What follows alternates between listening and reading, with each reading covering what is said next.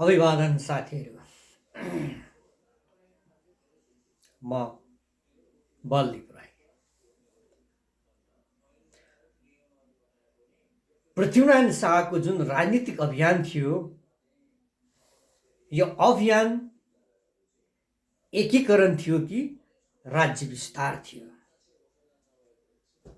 कसैले एकीकरण भन्छ, कसैले राज्य विस्तार भन्छ। तर एकीकरण र राज्य विस्तार फरक कुरा हो।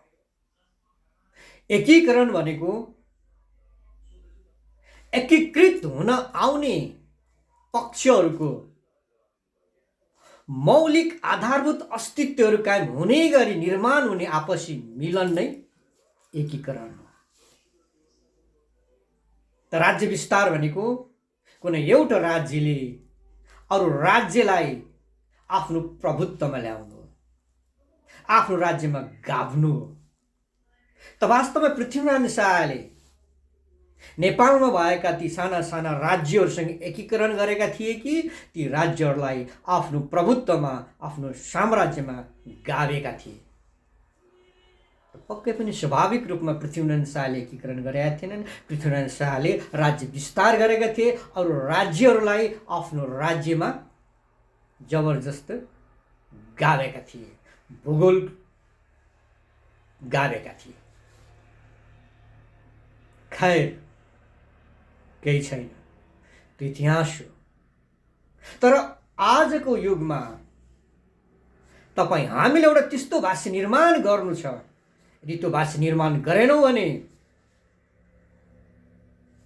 स्थिति भविष्यमा भयावह हुनेवाला छ।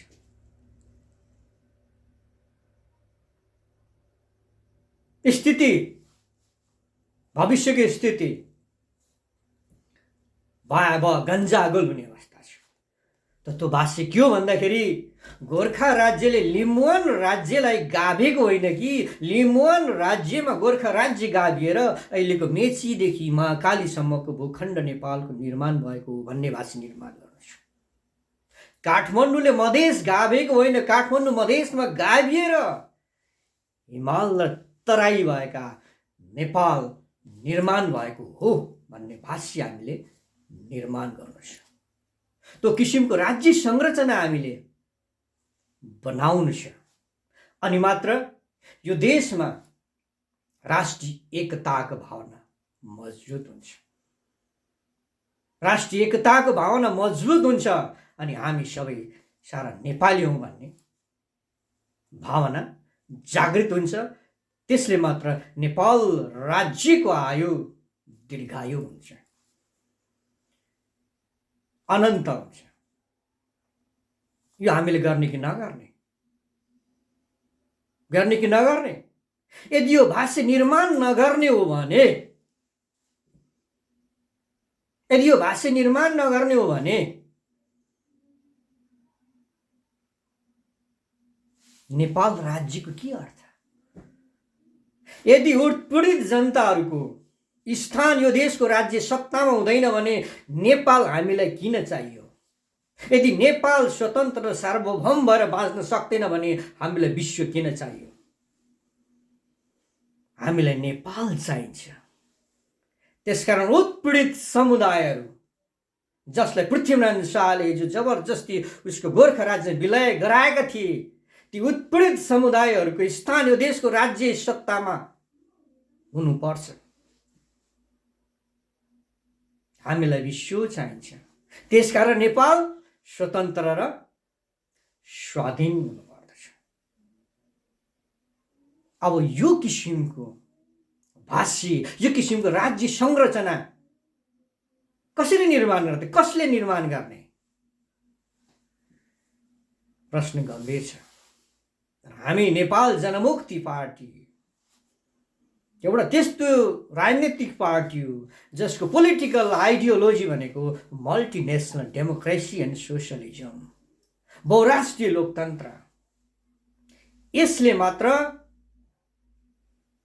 यो देश हामी सबैको भन्ने भावना जागृत गर्छ। बहुराष्ट्रिय लोकतन्त्रले उत्पीडित समुदायहरूलाई यो राज्यको राष्ट्र बनाउँछ, निर्णय निर्माण तहमा उनीहरूलाई निर्णायक बनाउँछ, सबैलाई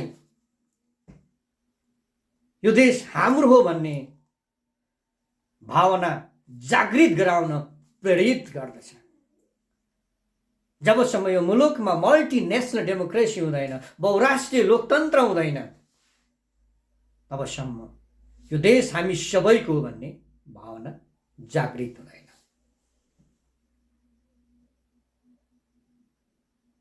यसकारण हामीले भन्दै आएका छौँ कि यो देश सबैको हो।